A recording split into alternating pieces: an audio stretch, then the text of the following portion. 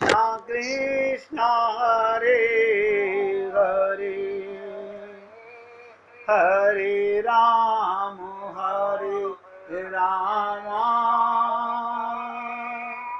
राम राम हरे हरे,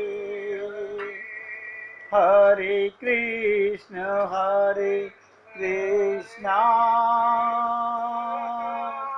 कृष्ण कृष्ण हरे हरे, हरे राम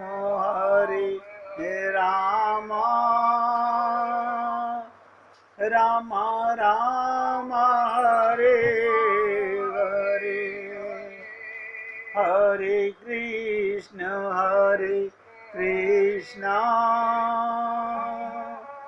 कृष्ण कृष्ण हरे हरे, हरे राम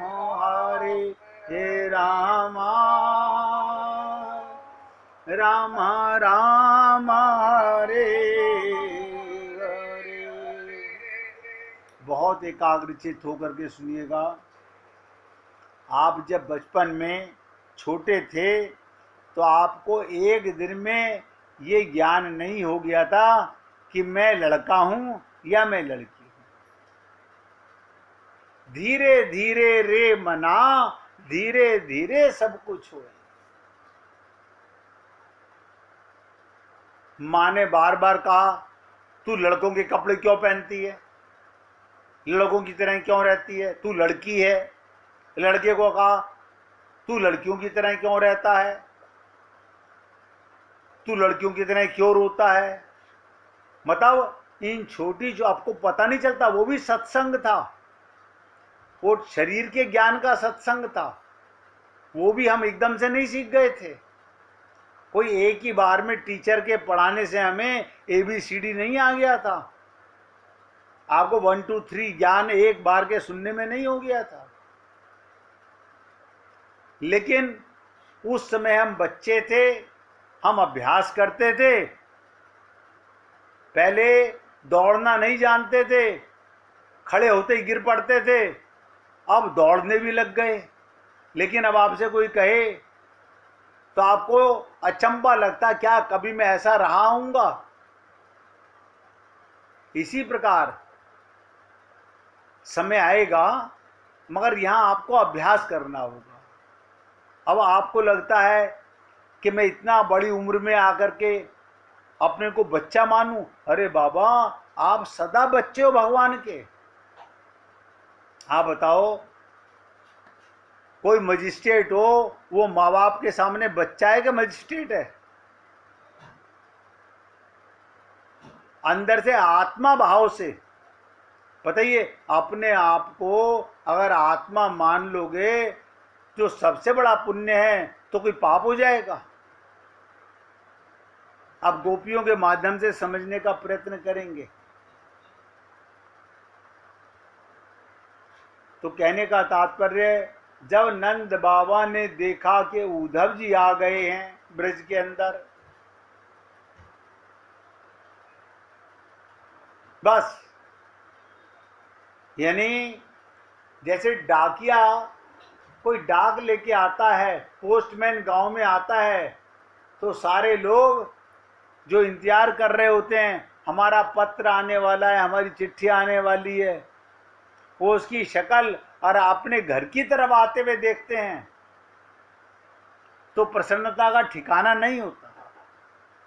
ऐसे ही नंद बाबा ने देखा कि आ गए उद्धव, झट उठकर खड़े हो गए।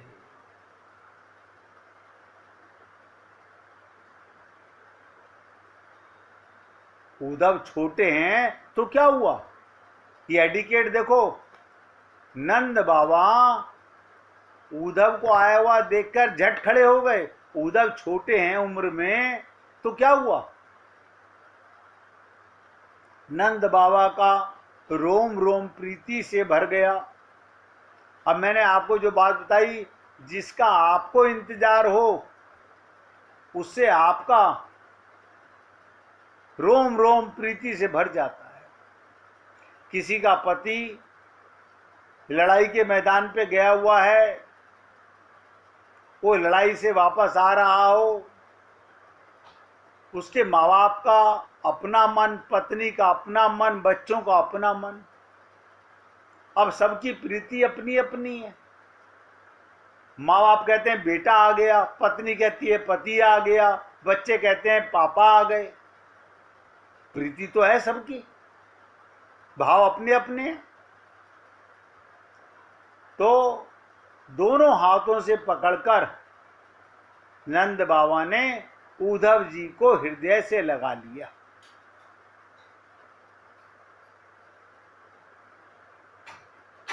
आलिंगन किया। बताइए, उधर भगवान ने आलिंगन करके भेजा, पाणी ग्रहण संस्कार करके भेजा, इधर आते ही नंद बाबा ने आलिंगन कर लिया। दिलों का बहुत निकट आना, हृदय से लगाते हैं ना, आप देखिएगा, आप और हम लोग भी जब हृदय से किसी को लगाते हैं, कब लगाते हैं? जब हृदय में प्रेम उमड़ता है। अब ध्यान से सुनिएगा,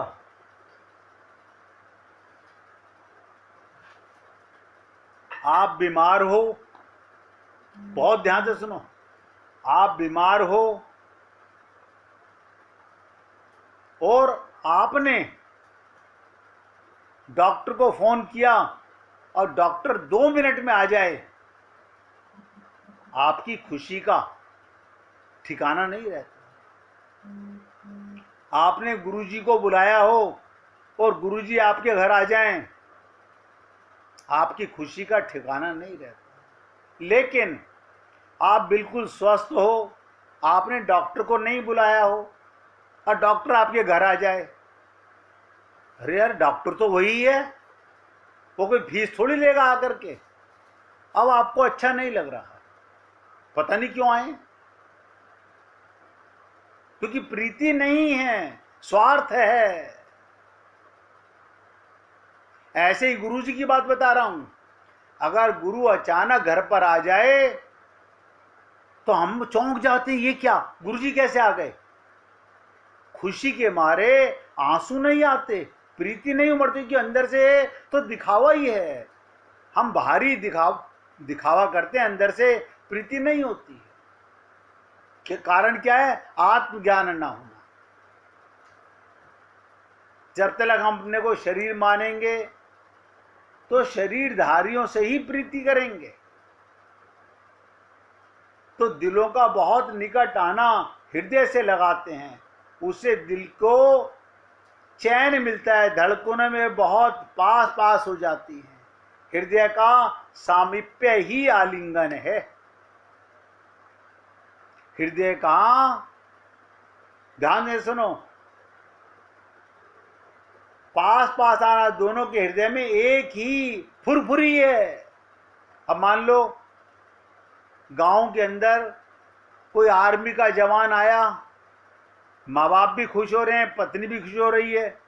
अब पति के मन में पत्नी को गले लगा लूं, पत्नी के मन में पति को गले लगा लूं, लेकिन वो बिना मिले भी उनका आलिंगन हो जाता है, क्योंकि हृदय की जो फुरफुरी है, हृदय की जो चाह है, उससे मिलन हो जाता है। अब हमें मंदिर जाकर के भगवान के दर्शन के बाद ऐसी फुरफुरी, ऐसा आलिंगन कभी हुआ है तो आप देख लो। अगर हुआ है तो सत्य मायने में आपको आत्मज्ञान हो गया है।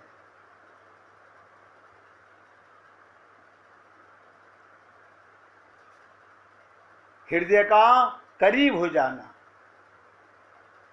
भाई तुम भी कृष्ण प्रेमी, हम भी कृष्ण प्रेमी, दोनों के हृदय में एक ही वस्तु, एक ही से प्यार है।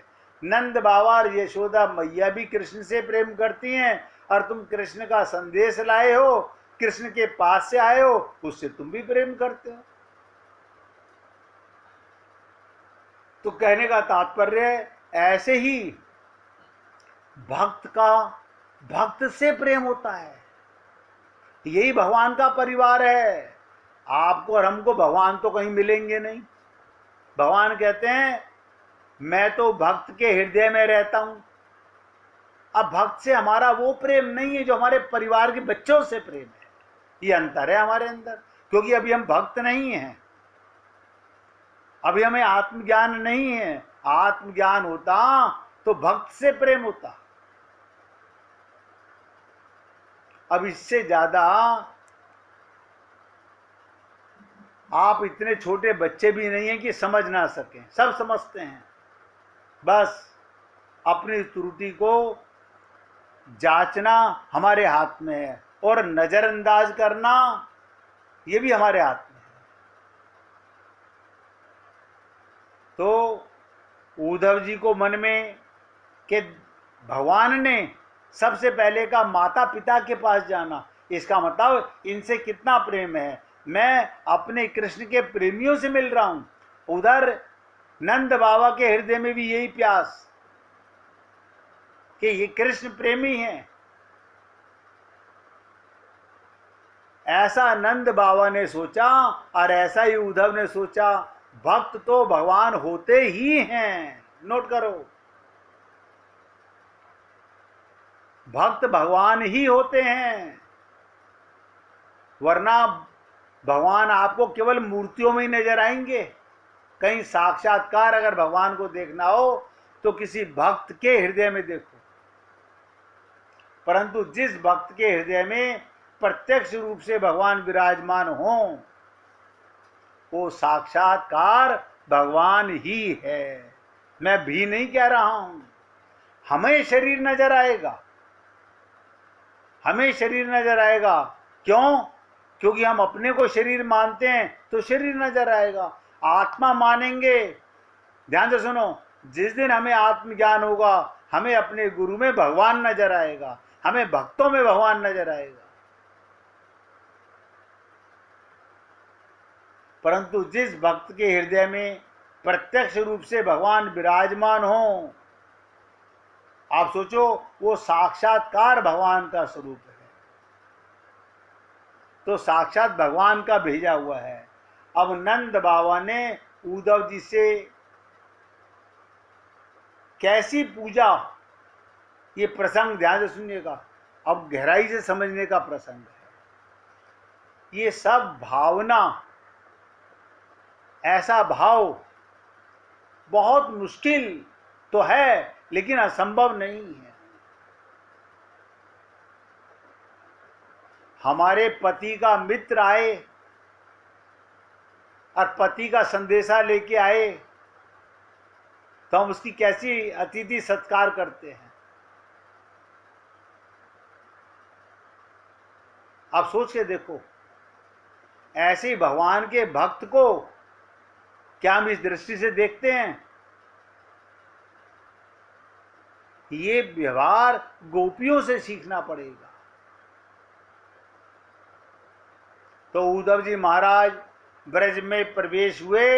यहां ब्रज का जो वर्णन है वो कई दृष्टियों से किया गया है, अलग अलग तरीके से किया गया। श्रृंगार रस की दृष्टि से, वात्सल्य रस की दृष्टि से, सखा भाव से। गोपियां जैसे अपने समय व्यतीत करती हैं और विरह में भी रस में डूबी रहती हैं। बताओ, विरह का भी एक रस है, विरह का भी एक रस है।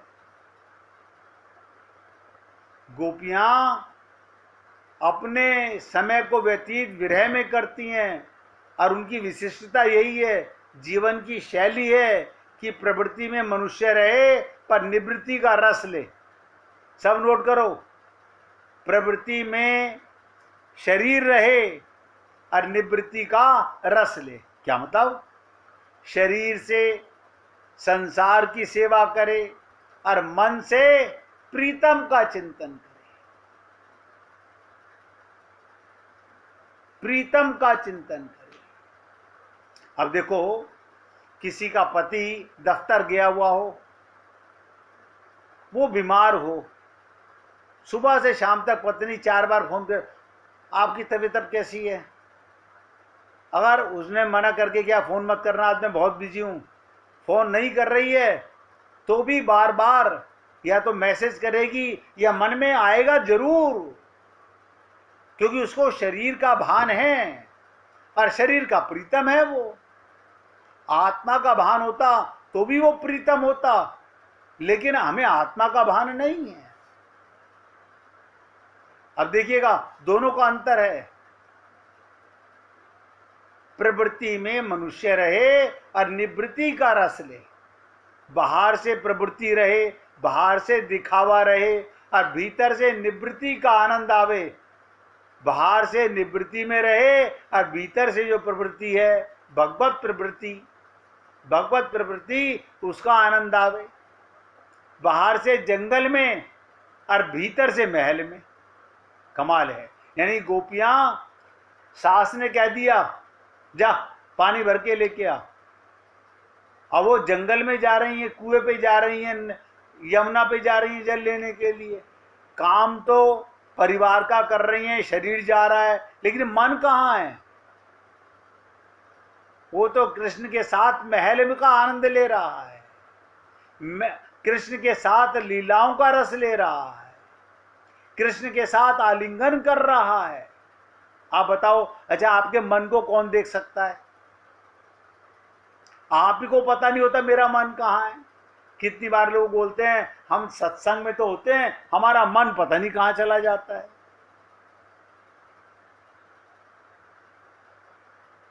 अगर मनुष्य वासना की प्रवृत्ति में रस लेना सीख ले, जिस समय वासना पूरी ना हो रही हो उस समय वासना की लीला देखने लगे, उसे उसमें रस आने लगेगा। दोनों बात बता रहा हूं।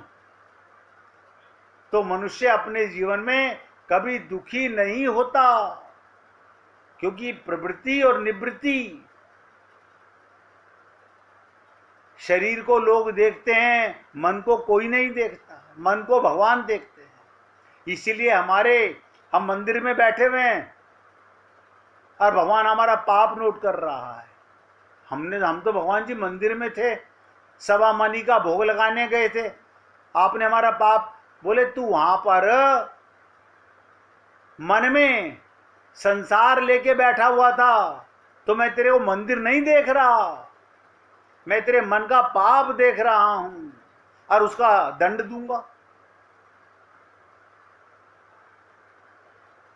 गोपियां बाहर से कृष्ण के साथ नहीं हैं, नोट करो सबके सब। गोपियां बाहर से कृष्ण के साथ नहीं हैं। हमारा शरीर भी परिवार में रहता है, समाज में रहता है, सर्विस करता है, दुकान करता है। हाँ, करना चाहिए, ये शरीर मिला ही कर्म करने के लिए, लेकिन योग कहाँ करना चाहिए? अगर आत्मज्ञान होता तो मन का संबंध भगवान में होता, गुरु में होता, भक्तों में होता, भगवान के परिवार में होता। लेकिन हमारा तन, ध्यान से सुनो, हम सबकी हालत क्या है? हमारा तन जिनके लिए काम कर रहा है, हमारा मन उनमें रमा रहता है। हम अपने को शरीर मानते हैं, परिवार में मन रहता है, तो कहां जाएगा? लेकिन गोपियों का मन सदा भगवान में रहता है। वे वियोग में भी संयोग का रस ले रही हैं। देखो कितनी विचित्र चीज है, वियोग में भी संयोग का रस। यहां संयोग के अंदर भी, अब बस करो ना, हटो परे, हम उस रस को समझ ही नहीं पा रहे जीवन को। आप बताओ, अगर आप अपने परिवार के मेंबरों में भगवान का रस लोगे तो पाप कर रहे हो। अब वो लोग क्या कहते हैं, हम तो भगवान देखे, दूसरा भी तो हमें भगवान देखे। अरे तुम अपना भाव बना के रखो। गोपियां बाहर से कृष्ण के साथ नहीं, लेकिन उनका मन भगवान में है। वह वियोग में भी संयोग का रस ले रही है। ब्रज में वैदिक धर्म, ध्यान से सुनो, पौराणिक धर्म, तांत्रिक धर्म, तीनों का यथा स्थान पर अनुष्ठान हो रहा है। ये वर्णन किया गया कहीं अग्नि पूजा हो रही है, कहीं सूर्य की पूजा हो रही है, कहीं अतिथियों की पूजा हो रही है, कहीं गाय ब्राह्मण आदि की पूजा। ये वैदिक धर्म है। अब ये भी समझ लीजिएगा, वैदिक धर्म किसे कहते हैं? अग्नि की पूजा, सूर्य की पूजा, अतिथि की पूजा, अतिथि देवो भव, गाय और ब्राह्मण आदि की पूजा, ये वैदिक धर्म है। और बहुत से घरों में पितरों की पूजा, देवताओं की पूजा, ये पौराणिक धर्म है। और धूप दीप माला आदि वस्तुओं का प्रयोग करना, कौन कौन सी क्रिया कैसे की जावे, कौन सी मुद्रा कैसे बिठाई जाए, उनके मंत्र बोलना तांत्रिक बोलते हैं। उसके बाद भक्ति का रस बताया कि बिना भक्ति के रस के वैराग्य नहीं होता। ये सब दिखावे के हैं तीनों। ये तीनों चीजें, वैदिक धर्म, पौराणिक धर्म और तांत्रिक धर्म, ये सब संसार देने वाले हैं। अब भक्ति रस की चर्चा करेंगे, 1 मिनट भगवान का कीर्तन करेंगे। कृपा कर